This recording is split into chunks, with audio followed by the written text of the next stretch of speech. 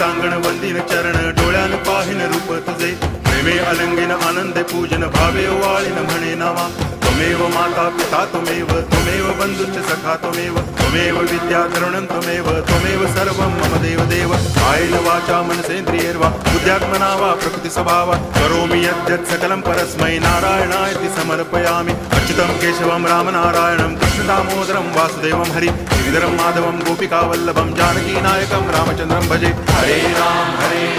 Ram Ram Hare Hare Hare Krishna